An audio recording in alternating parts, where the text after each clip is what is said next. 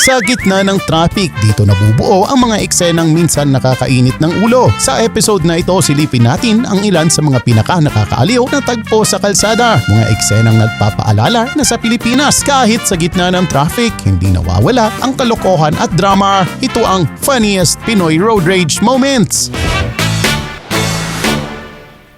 Nangunguna sa ating listahan itong ating bida na tila inaasar ang kasalubong na motorista na inakalang nag-counterflow siya.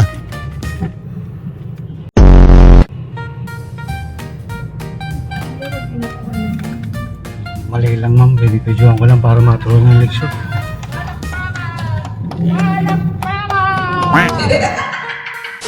Bigo namang makatakas itong susunod nating motorista matapos na magtangkang takbuhan ang nabangga niya. Kahit na nagpumiglas itong ating bida, talagang hindi kinaya ang lakas ng humila sa motor niya.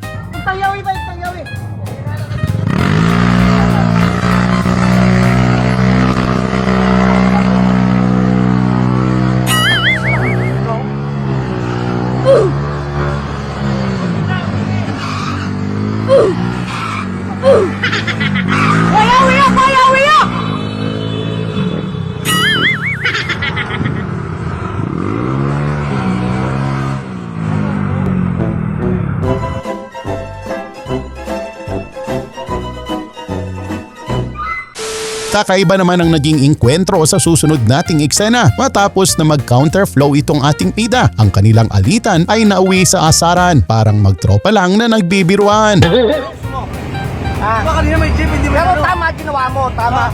Tama. Ano gusto mo nga? Oh, tama. Bakit ang cellphone mo? Cellphone mo pangit. Talaga.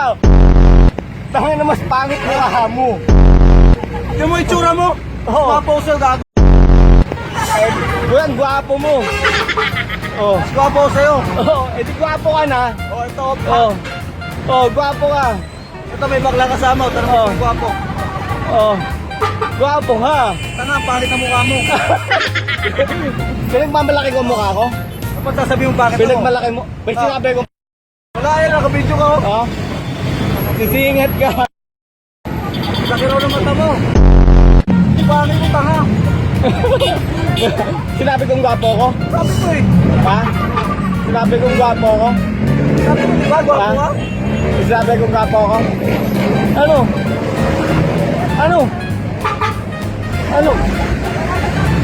Gwapo ako?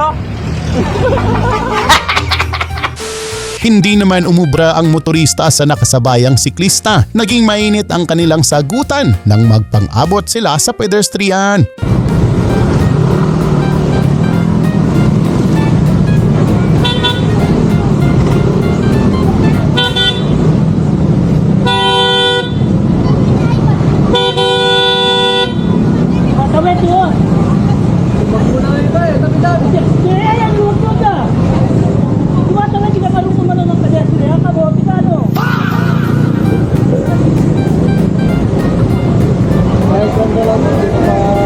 Bakit? Ayaw tumatawid doon! Tanga eh, kamote!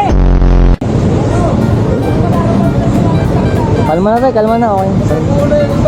Lakas ko nga eh, di kita mo tumatawid yan! Ayaw mo na, ayaw mo. Oh, sige, maraming kamote eh, pabihan mo na. Mainit, mainit. Eh, kala sila marunong na maggago eh. Ayaw mo na, ayaw mo.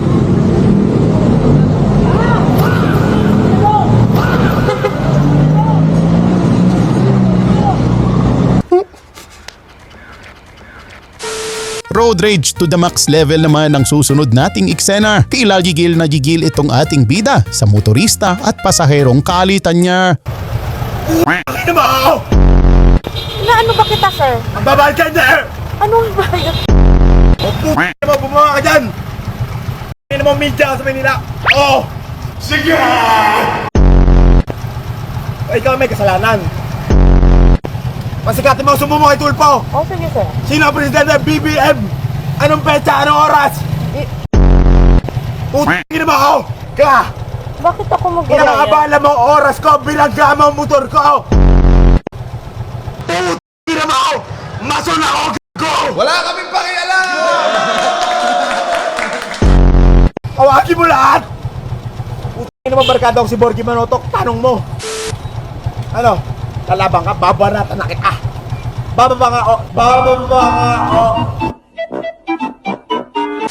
Naging mainit naman ang alitan nitong susunod nating eksena. Walang humpay sa paghingi ng lisensya itong ating bida sa motoristang nakakalitan niya. Lisensya mo! Ako, nasa lugar ako. Akin na yung lisensya mo! Ako sa inyo. Akin na! Kaya mo, galit na galit. Titignan ko lisensya mo! Nakadrugs ka pa! Akin na yung lisensya mo! Nakadrugs daw Titignan ako. ko lisensya mo! Ba't pulang-pula mata mo? Nakadrugs ka ba? Akin na lisensya mo! Huwag mo akong videohan! Naintindihan mo ako! Akin na lisensya mo! Sir, wala akong Pagod ka ba? Wala akong Sabog problema. ka, no? Wala akong pagkakamali. Sabag ka, no? Dinitgit mo kami, hindi mo nakikita yon? Ano kinikita? Pinatay mo kami, ah! Ikaw wala sa linya. Ako wala sa linya ko! Nagawa niya Akin sa na iyo. lisensya mo! Akin na lisensya mo!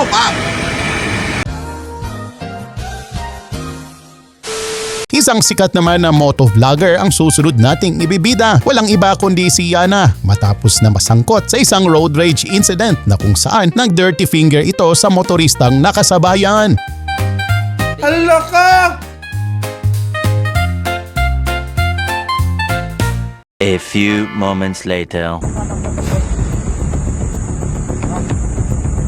Sorry, ano? Bakit nga ba? Ha? Bakit nga ba? Bakit nga ba? Bakit nga ba?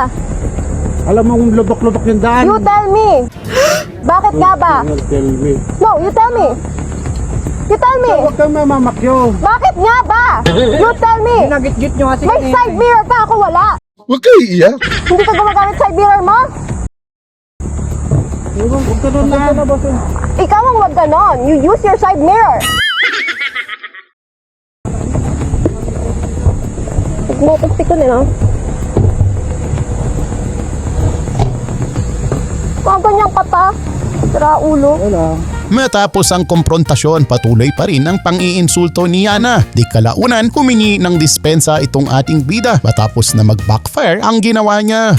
Marami ko yung pangit mong tikak. Meanwhile, I would like to take this opportunity to say sorry to Kuya Jimmy for what I've caused. And of course, as well as to those people who got dragged into the issue. Sorry din po sa citizen of Zambales. Na-feel ko na po yung mundong maraming galit and ayoko na pong maulit po yun. women.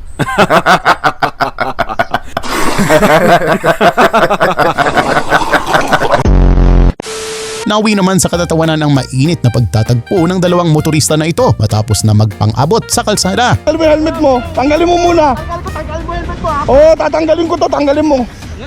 Girl, my mood changed when you walked through the door. Before you came, it was tears on the floor. Bro, balik mo na yung helmet mo. Babalik ko. Tanggalin mo helmet mo. Balik mo na nga yung helmet mo. Babalik. Ang pangit mo eh. Girl, you so perfect, I think that it's working. You gave me a love, now I really want more. Oh, ano? Ano? Ba't mo ka binibidyoan? Hindi kita binibidyoan. Ang dilim kasi. Kumanan ako. Oh, kumanang ka. Dumiretso ako. Oh, dumiretso ka. Tapos kumanan ako. Oh, Sabi yung kanan. Dito yung kanan, di ba? Oo. Oh, diretso, kanan. Oh. Mali mo pare. Bakit? Kasi kumanan ako eh. Oh, asa ko share mo? Oh, Oh. lisensya ka ba? Oh, bakit? Ba't ako hiningan mo? Ba't wala kang helmet? At yan ang ilan sa mga tagpong nagpapaalala sa atin na sa kalsada hindi lang sasakyan ang kailangang kontrolin, pati na rin ang mga pasensya natin. At dito na nagtatapos mga eksenang hitik sa kaganapan. Sa ating paghahanap, good vibes ang natagpuan. Kaya huwag kalimutang mag-subscribe at mag-like para laging updated sa mga kwelang eksena. Hanggang sa muli mga tropa!